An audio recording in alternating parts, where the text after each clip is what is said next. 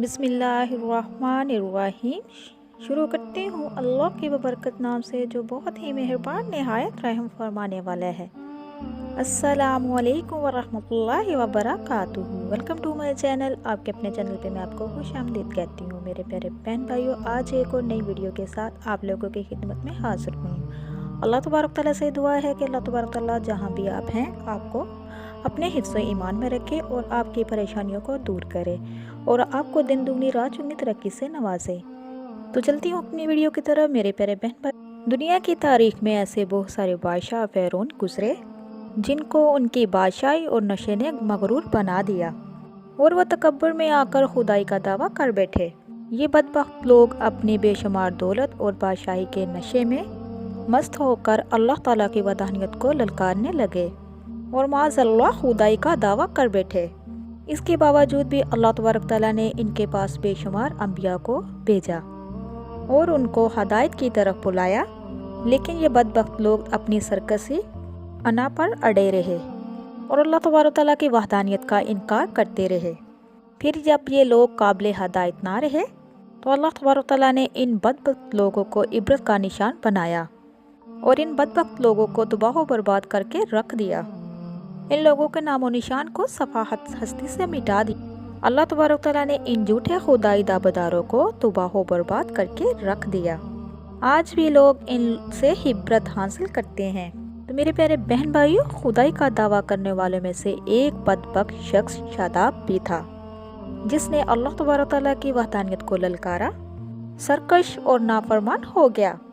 तो मेरे प्यारे बहन भाइयों, शादाब कौन था? किस तरह इसने अल्लाह तबारक तआला की वहदानियत को ललकारा और खुदाई का दावा किया और किस तरह दुनिया में इसने अपनी जन्नत को तैयार किया और इसकी बनाई जाने वाली जन्नत कितने सालों में तैयार हुई और अल्लाह तबारक तआला ने इस बदबख्त को किस तरह दुनिया के लिए इबरत का निशान बनाया और इस बदबख्त का इंजाम क्या हुआ और फिर किस तरह मुल्कुल मौत ने दर्दनाक तरीके से इसकी रूह कब्ज़ की। तो मेरे प्यारे बहन भाइयों, इन तमाम सवालात के जवाबात कुरान और हदीस की रोशनी से मैं आज इस वीडियो में आपको बताऊंगी। ये पूरा किस्सा जानने के लिए आप लोगों से रिक्वेस्ट है कि इस वीडियो को ज़रूर एंड तक देखिएगा। तो मेरे प्यारे बहन भाइयों, शादाब उस कौम की नस्ल में से था जो दुनिया की सबसे ताकतवर कौम थी, जिसको कौम आद कहा जाता है। इसके बारे में अल्लाह तबारक तआला कुरान पाक में इरशाद फरमाता है कि इनके जैसी कौम अल्लाह तबारक तआला ने ना इनसे पहले पैदा की और ना ही इनके बाद ऐसी कौम पैदा की। कौम आद आकाफ के अंदर आबाद थी। आकाफ ऐसी जगह थी जहाँ रेत के बहुत ही बुलंदोबला टेले थे। काफ का ये इलाका यमन और ईमान के बिखरा हुआ था। इसके अंदर कौम आद 1500 साल पहले आबाद थी। इस कौम पे अल्लाह तबारक तआला का ख़ास ये करम था। अल्लाह तबारक तआला ने इस कौम को दुनिया की सबसे ताकतवर कौम बनाया था। इसके साथ साथ अल्लाह तबारक तआला ने इस कौम को सरसब्ज़ व शदाद बाग और वाफर मिक़दार में खेत अता फरमाए थे। इस कौम के पास बेशुमार जानवर थे और पीने के लिए मीठा पानी था। इसके अलावा भी अल्लाह तबारक तआला ने इस कौम को बेशुमार नेमतों से नवाजा था। तो मेरे प्यारे बहन भाई, इतना सारा कुछ होने के बावजूद ये कौम मगरूर हो गई और ये बागी हो गए, अल्लाह तबारक तआला की नाफरमानी करने लगे। इनकी हदायत के लिए अल्लाह तबारक तआला ने हज़रत हूद को भेजा। हज़रत हूद अल्लाह तबारक तआला के हुक्म से इस कौम को तबलीग करने लगे, अल्लाह तबारक तआला की वहदानियत की तरफ बुलाने लगे, लेकिन ये कौम अपने कुफ्र व शिरक से बाज ना आई और हज़रत हूद अलैहिस्सलाम का मजाक उड़ाने लगी।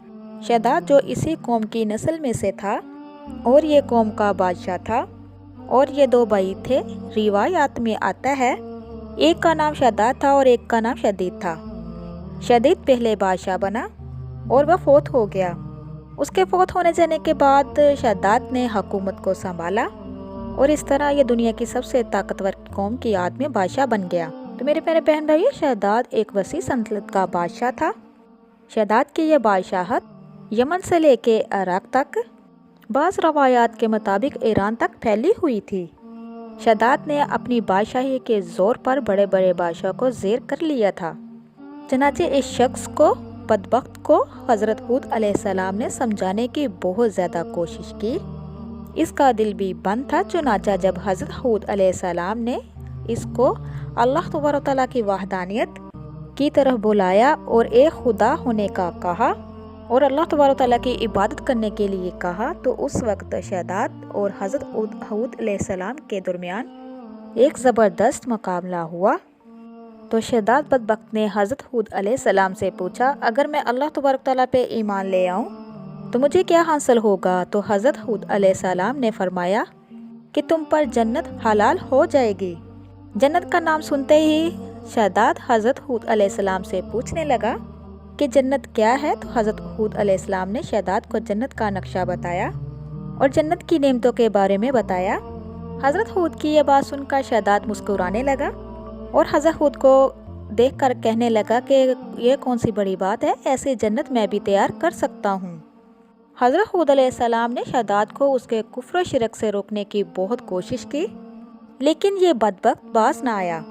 चनाचे उस वक्त बदबख्त शहदाद ने बड़े बड़े कारीगरों को इकट्ठा किया और अहकाफ में इरम के मुकाम पर 20 कोस लंबी और चौड़ी जन्नत बनाने का काम शुरू कर दिया। चनाचे शहदाद की वो तैयार होने वाली जन्नत में सोने और चांदी के ईंटें लगाई गईं और बहुत ज़्यादा जेवरात भी लटकाए गए। इस बदबख्त शहदाद ने अपनी बनाई वाली जन्नत में दूध, शहद और पानी की नहरें भी रवां कर दी और दुनिया जहां के खूबसूरत फूल, पौधे और दरख्त भी लगवा दिए। उस जन्नत को तरह तरह के जेवरात से मुज़य्यन किया। कौमें आज जो पहले ही पहाड़ों को तराश कर बहुत से ऊंचे ऊंचे महालात बनाती थी और शहदाद की सल्तनत में ये फ़न अरूज पे था। चनाचा रेत के उन बंदोबाला टीले पर बहुत बड़े बड़े सतून खड़े कर दिए गए और उन बुलंद सतूनों पर बड़ी बड़ी सोने और चांदी की इमारतें बना दी गईं। तो मेरे प्यारे बहन भाइयों, शहदाद ने यह फैसला किया था कि जब उसकी बनाई वाली जन्नत तैयार ना होगी उस वक्त तक वो अपनी जन्नत में कदम नहीं रखेगा। तो चनाचे शहदाद के हुक्म के मुताबिक जन्नत तैयार होने लगी और शहदाद अपने महल के अंदर जन्नत तैयार होने का बेसब्री से इंतज़ार करने लगा। तो मेरे प्यारे बहन भाई, शहदाद की जन्नत को तैयार होने में 12 साल लगे। 12 साल के अंदर जब ये जन्नत मुकम्मल तैयार हो गई और उसको तरह तरह के हीरे जवाहरात से मुज़य्यन कर दिया गया, तो उस वक़्त शहदाद को उसकी जन्नत तैयार होने का पैगाम पहुँचा दिया गया। शहदाद जन्नत का पैगाम सुनते ही बहुत खुश हुआ और शहदाद जन्नत को देखने के लिए अपनी फ़ौज को साथ लेकर निकल पड़ा।